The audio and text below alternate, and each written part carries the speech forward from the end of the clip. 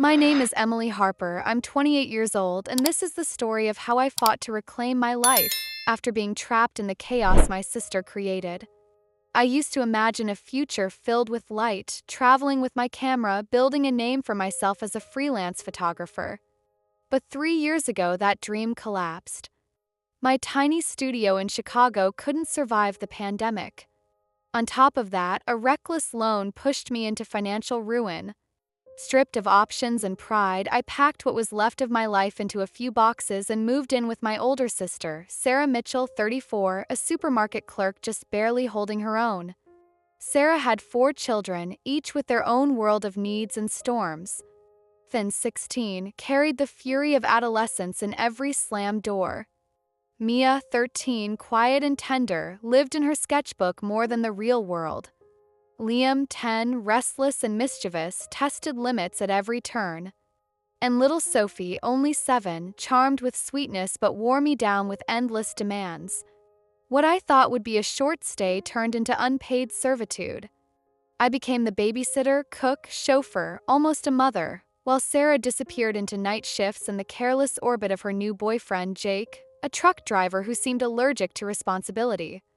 If you're still listening, we want to sincerely thank you for spending your time with us. Truly means a lot. We'd love to know, where in the world are you watching from? Drop your country in the comments and let's see how far this message has reached. If you haven't subscribed to the channel yet, I highly recommend doing it now so you won't miss any of our upcoming stories. These aren't just ordinary stories. They're filled with meaningful life lessons that can inspire, teach, and stay with you long after the video ends. Hit that subscribe button and join our growing community. Every single day felt like a battle I hadn't signed up for. My alarm rang at 5 in the morning, pulling me out of the shallow sleep I had managed to catch. I moved on autopilot, stumble into the kitchen, turn on the dim yellow light, and begin the ritual of breakfast. Chaos never waited. By the time the toaster popped, Ethan and Mia were already bickering, this time over the last bagel. Their voices clashed like cymbals, sharp and insistent, and I stood between them like an exhausted referee. Before I could mediate, Liam knocked over a glass of milk, sending it flooding across the table, dripping onto the floor. Sophie tugged on my sleeve, her small fingers sticky with syrup, pleading with me to braid her hair before school. The mornings were always noisy, crowded with demands, and yet I felt invisible inside them. By 7, I had wrangled everyone into the car. Ethan blasted rap music so loud the speakers rattled, while Sophie belted out a song in a key only she could hear. I drove through Chicago's early traffic, clutching the steering wheel, my head pounding from the mix of music and whining. Dropping them off at school was my first moment of relief. A silence so sudden it almost felt sacred. But relief never lasted. My next stop was the cafe where I worked as a barista for $16 an hour. The smell of burnt espresso lingered in my hair and clothes, and every shift meant dealing with customers who thought their latte temperature was the end of the world. My coworkers weren't much better, caught in an endless loop of complaints about shifts, boyfriends, or rent. I plastered on a polite smile, poured coffee, and counted tips that barely covered gas money. After work, there was no chance to rest. I swung by the school again, collected the kids, and launched straight into the evening marathon. Homework spread across the table, Ethan rolling his eyes at algebra, Mia quietly sketching in the margins instead of solving equations, Liam bouncing in his chair until I snapped at him, and Sophie whining about snacks. Then came dinner. Most nights it was boxed macaroni and cheese because it was cheap, quick, and guaranteed to fill their bellies. It wasn't glamorous, but I didn't have the energy or the money for more. The fights over chores became their own soundtrack. Why do I have to clear the table? Ethan would argue, while Liam disappeared into his room and Sophie pouted. I managed it all somehow.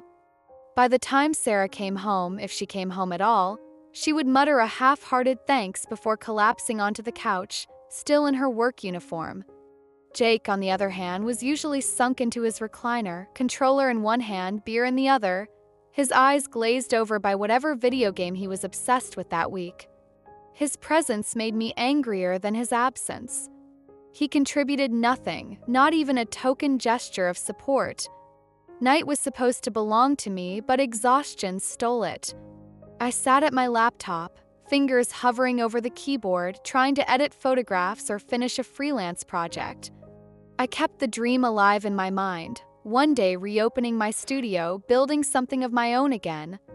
But my eyelids grew heavy. More nights than I'd like to admit, I fell asleep mid-lecture, the glow of an online editing course flickering across my face. Once, Mia padded into my room late at night. She found me slumped over the desk, half asleep, eyes raw.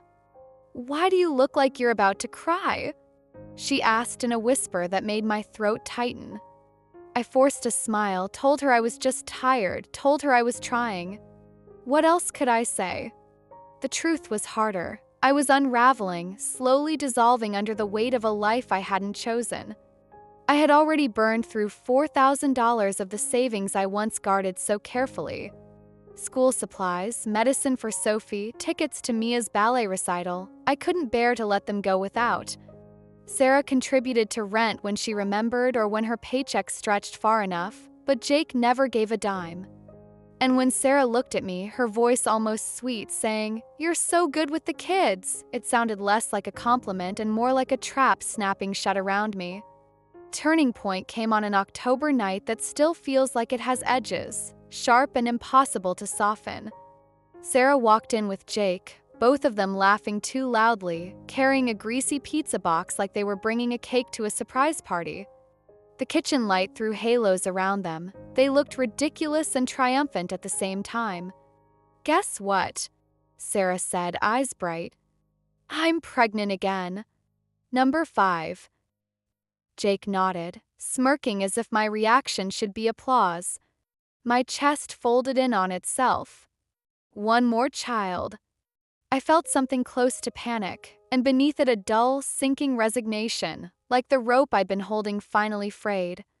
I'd already given everything, years of my life, the savings I'd hoarded for emergencies in my studio, the last slivers of pride. I tried to pull a smile across my face because that's what you do in a family kitchen when good news is announced. But inside it was quiet and small, and I could feel the edges of the life I'd been trying to piece together crumbling. Later, when the pizza was half gone and the kids were arguing over the crust, Sarah set another bomb on the table. "We talked about it," she said, glancing at Jake like a referee looking for backup. "You're amazing with the kids, Emily. You should quit the cafe and watch them full-time. And you should start paying $400 a month toward rent. Fair, right?" The words landed with the flat sound of a slap. Quit my job?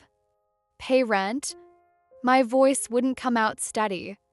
Quit? Pay? I repeated, throat tight. Jake shrugged as if this were paperwork and not the fulcrum of my future. "I'm working nights at the store," Sarah said, putting on a tone that suggested practicality. "With a baby coming, we can't manage otherwise. You live here, eat our food, contributing is only fair." I remember the hot, sudden wash of everything I'd already given. I'd woken before dawn for 3 years running, balanced studies and online tutorials at midnight, driven kids to practice with a car that ate gas like it was a hobby. I'd spent money I'd promised myself I'd never touch, school supplies, medicine, a ballet ticket because Mia had begged with those big, pleading eyes. Every small self-sacrifice had felt temporary, part of a plan, because I had believed stubbornly that I would rebuild. Sarah's announcement made me realize that temporary had become permanent by stealth. I pushed my plate away and felt my palms go slick. "Sarah," I said and tried to shape the hurt into words.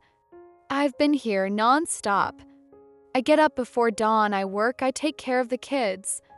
I can't just leave my job. I don't owe you rent when I'm already doing everything." My voice trembled. I could hear the pleading in it even as I spoke. She blinked, then her face hardened in a way I hadn't seen much before. "Ungrateful, huh? If you won't help, then get out." It wasn't a question. It was a verdict. Jake made a noise like a choke of amusement and turned back to his pizza. Children, oblivious to the fracture forming in the room, were arguing over who got the last pepperoni. I stood there with my mouth open and a kind of fierce animal fear under my ribs that made my hands shake. For a long, awful beat, the house around me felt foreign, as if I'd stepped into someone else's life and been expected to perform. I went to my room and shut the door. The sound of the house continued, muted laughter, a television I didn't care to name, but in that small, dim space I finally let the facade drop. I slid down the door until my knees hit my chest and the decision that had been pooling under the surface crystallized into something hard and inevitable. I could stay and be swallowed, trading my handful of dreams for someone else's comfort. Or I could take the brittle courage I had left and go. I thought of my camera bag shoved in the closet, of the half-edited photos on my laptop, of the tiny, stubborn idea of opening my studio again. I thought of Mia's sketchbook, of Ethan's slammed doors, of Sophie's sticky fingers. The house I had been sheltering in had become a cage. Choice, when it finally arrived, felt as clear as it was terrifying. That night, I decided I would leave. Not out of spite, not as a dramatic exit. I would leave because staying meant vanishing. And at 28, with everything on the line, I could not let myself dissolve into someone else's plan. I began planning in secret, moving quietly through the days while my mind spun with possibilities. The night, when the house finally stilled and only the hum of the refrigerator kept me company, I opened my laptop and started making calls. The first was to Chloe, my oldest friend, the one who had managed to build a thriving career as an interior designer in Chicago. Her voice, brisk and familiar, filled the line as I whispered my confession. "I'm drowning, Chloe. I don't know how much longer I can do this."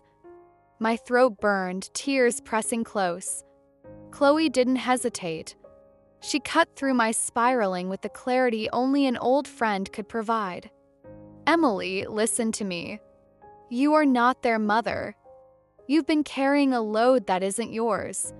Sarah is using you, whether she admits it or not. You deserve your own life." Her words struck me like a flare in the dark. The next night I scrolled through rental listings, heart pounding with both fear and hope.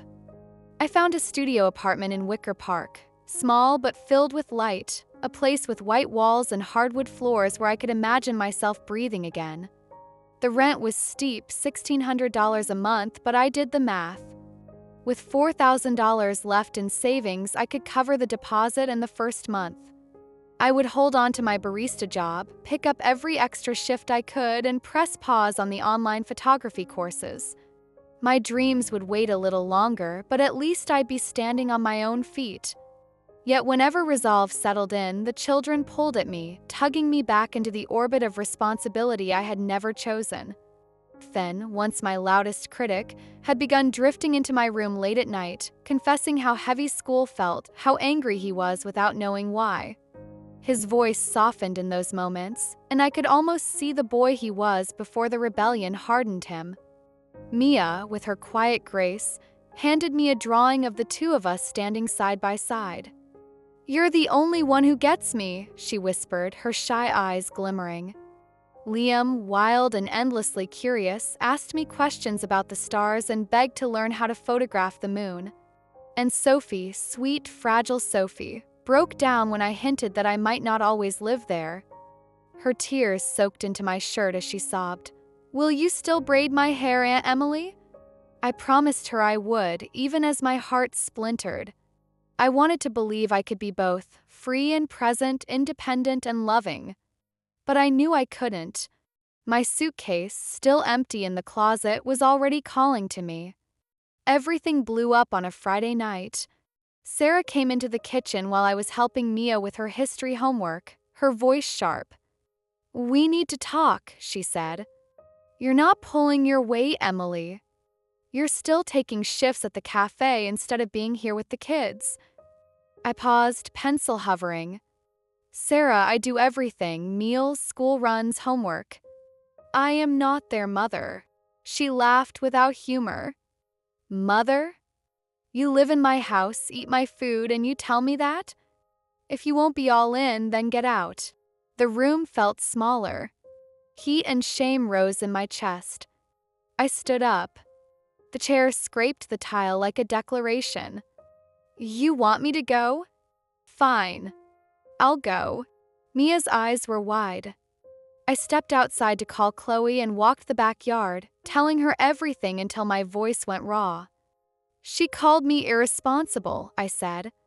She thinks I owe her my life. Chloe was blunt. Set boundaries, Em. You deserve your life. You're not obligated to lay down yours for someone else. That night I scoured rental listings, a ritual that felt like both prayer and plotting.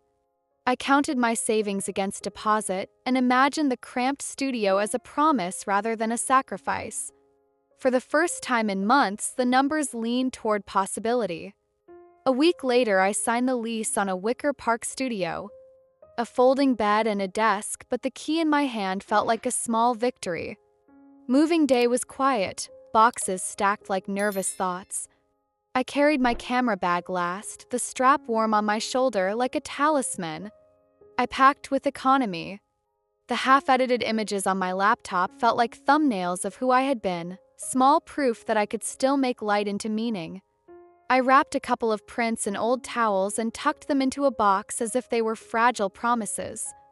I avoided Sarah's eyes, but Ethan watched me with a complicated mix of suspicion and something softer. I spent the final days teaching instead of packing. I sat with Ethan and showed him how to make a shopping list and cook simple meals. He asked, voice tight, "You're leaving because of Mom, right?" "I'm leaving for me, Ethan," I said. "But I'll still be here. I'll help you learn. I'll be around in different ways." Mia pressed a new drawing into my hand before I closed the door, a sketch of us under a sky full of stars. "Keep this," she whispered, "so you don't forget us." Liam asked about science projects and how to photograph the moon. Sophie wrapped her arms around my neck and buried her face into my shoulder. "Don't go far," she mouthed. I promised to call every day, to braid hair on Sundays, to keep Saturday pancakes. Each promise felt like a small ransom for my exit. I told them the studio was only a few trains away. They believed me because children believe in grown-up assurances. The day I left was surreal. Keys cold in my hand, grief and relief braided together. Ethan's fists were tight. Mia's drawing warm against my chest. Sophie's arms squeezed until I could barely breathe. I kissed each and whispered, "I'll be okay. I'll come back." Driving away, the porch shrank in the rearview mirror. Wicker Park waited, tiny windows, a narrow staircase, the smell of city and possibility. I parked, unloaded the last box, and stepped inside. That first night, I arranged a lamp on the desk and set my camera near the window so the streetlight would pool across the lens. I opened my laptop and looked at the half-edited photos. I edited a single frame until dawn approached, an image of a woman walking through rain with a neon sign blurred behind her, and for the first time in a long time, the light in the photo matched something inside me. I called Chloe and cried into the phone, not from regret but from a strange, aching relief. Before bed, I rang Sarah's house and spoke to Ethan, who answered on the third ring. He sounded small and cautious. We spoke for a few minutes, enough for me to hear the scrape of a chair in the background and the distant chatter of televisions. "I'll see you soon," I said, and meant it with a new steadiness. Lying on the folding bed, I felt the twin thrum of fear and possibility. The studio walls were bare, but I could imagine them filled with prints, a gallery of the life I intended to rebuild. For the first time in years, I slept with a key under my pillow, not as an anchor that tethered me to someone else's house, but as proof that I had made my own doorway. 3 days after I moved out, just as I thought the dust was settling, my phone rang. "Ms. Harper?" "This is Officer Bennett with the Chicago Police Department," a deep voice said. My stomach dropped. "Yes, this is she. We've received a complaint. Could you meet us at your sister's residence?" My heart thudded all the way there. As I pulled up, Sarah was already on the porch, her face flushed crimson, her finger jabbing toward me with the fury of a prosecutor. "She stole $600 and destroyed my things," she shouted before I even reached the steps. "Look at my sofa, it's torn to shreds. The washing machine's broken too." I froze, my mouth hanging open. I didn't take anything. When I left, the place was spotless. Officer Bennett strode inside, clipboard in hand. He bent down by the sofa, running his hand over the faded fabric. The tear was old, the stuffing yellowed, stains baked deep into the cloth like a long history of negligence. He then crouched by the washing machine, tugging at a loose wire, and straightened up with a sigh. "There's no sign of recent damage," he said flatly. Sarah's words faltered. She stammered, shifting from one foot to the other. "Well, the money, it was in the drawer." And then, from the hallway, Ethan appeared. He looked older than his age in that moment, his voice steady, carrying a weight no child should bear. "She's lying," he said firmly. "The sofa's been torn since last year, when Liam spilled spaghetti sauce and Mom tried to scrub it with bleach. The washer's broken because Mom shoves in 3 loads at once. And the money? She spent it on groceries. She just didn't tell anyone." The air froze. Sarah's face drained of color. She opened her mouth, but no sound came. Officer Bennett glanced between us, his expression unreadable, then shut his notebook with a sharp snap. "Ma'am," he said to Sarah, his tone clipped, "filing false reports is serious. Consider this a warning." He left with a curt nod. I turned to Ethan, pulling him into a hug. His small frame trembled, but his chin was high. "You didn't have to do that," I whispered. He shrugged, eyes shining. "You deserve peace. You've done more for us than she has." That night, back in my apartment, I called Chloe. My voice shook as I recounted everything. "Sarah tried to frame me, Chloe. She actually called the police." Chloe didn't even sound surprised. "She's unraveling. Keep your distance. People like her, when they lose control, they'll drag anyone down with them." I wanted to believe that was the end of it, that Sarah had burned her last bridge. But 3 months later, the phone rang again, and this time it wasn't anger, it was fear. "Aunt Harper." Ethan's voice cracked. "Mom's in the hospital. Something's wrong with the baby." I drove as fast as I could, my chest tight with dread. In the sterile light of the hospital room, the doctor explained quietly, "Preeclampsia. High blood pressure, dangerous swelling, strict bed rest until delivery."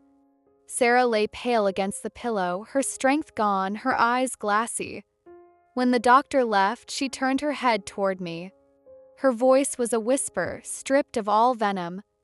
"The kids, they need you." I stood at the foot of the bed, torn between resentment and compassion. A part of me wanted to remind her of the lies, the betrayal, the cruelty. But the other part saw Ethan's tired eyes, Sophie's small hands clutching her backpack, Mia's quiet longing for order. "I'll help," I said finally. But my voice was firm, unyielding. "For them, not for you. On my terms. I keep my job. I keep my apartment. I don't give you a dime. 3 months until the baby's born. That's it." Sarah closed her eyes and nodded. For once, she had no fight left in her. When I returned to the house, chaos still clung to every corner, the clutter, the dishes, the half-finished chores. But this time, I refused to play the martyr.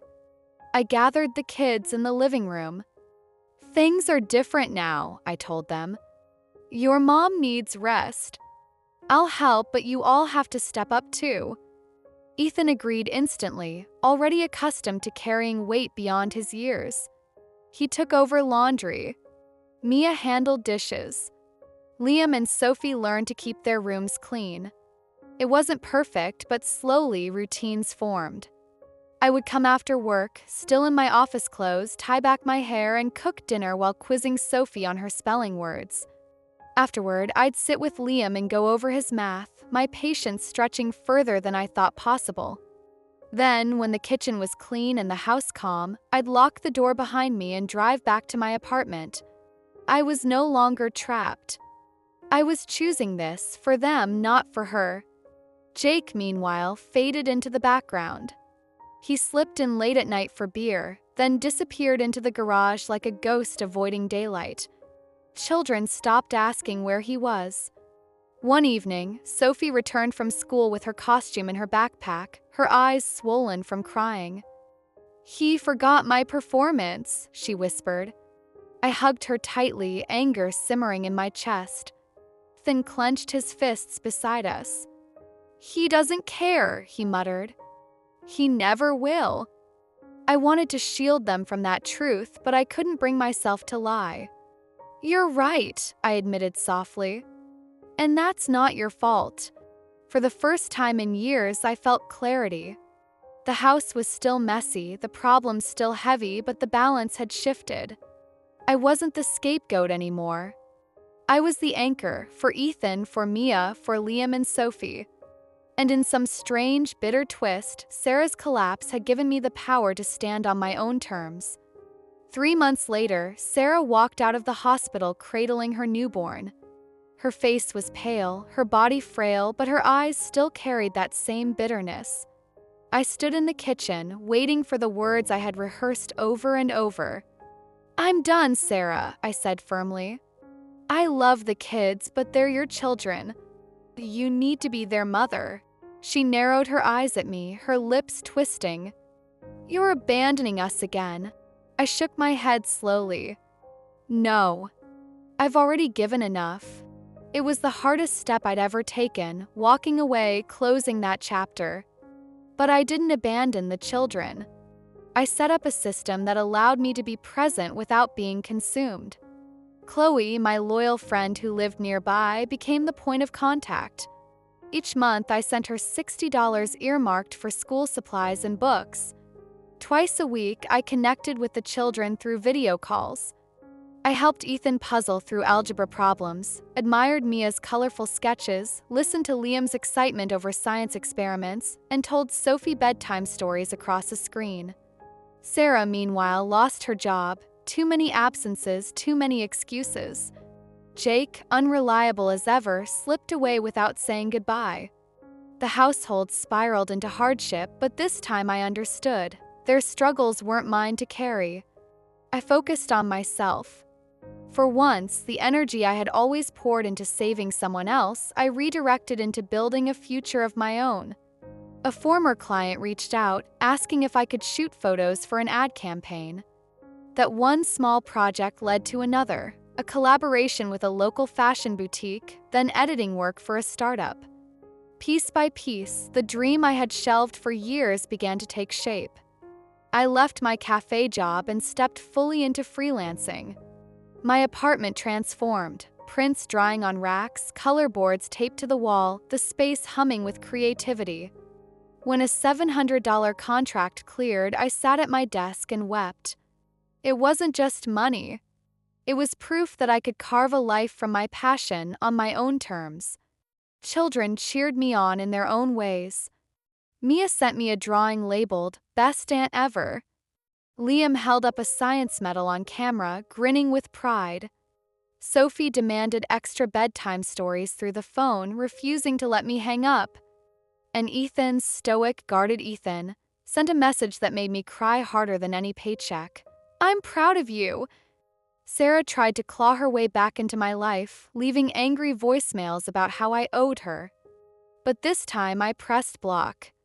I had finally learned what boundaries felt like. And with that, 5 lessons crystallized, truths I had earned through fire. 1. You can love deeply without destroying yourself. I had to separate my love for the children from my unhealthy ties to Sarah. Choosing myself didn't mean abandoning them. It meant I could show up stronger, in healthier ways. 2. Boundaries are an act of courage. Walking away from Sarah wasn't cruelty, it was survival. Every no I spoke was really a yes to my peace, my sanity, and my future. 3. Dreams don't die, they wait. Photography had been buried under years of chaos, but the moment I nurtured it, it bloomed again. Sometimes the life we imagine for ourselves is just waiting for us to claim it. For support doesn't always mean presence. I couldn't be in that broken house anymore, but with a phone call with $60 a month with encouragement, I could still make a difference. Love adapts when circumstances demand it. 5. You cannot save someone who refuses to change. Sarah's downfall was painful to watch, but it was her path. I had to release the illusion that I could carry her choices on my back. The only person I could truly rescue was myself. So that's where my story rests, not in despair, but in resilience. I stepped away from the fire, built something new, and still held on to the kids who mattered most. If my story resonated with you, if it reminded you of the power of boundaries, the importance of choosing yourself, or the quiet strength of rebuilding, please give this video a like, share it with someone who needs to hear it, and subscribe for more stories like this. Your support helps keep these lessons alive and reminds us all, we are never powerless to rewrite our lives.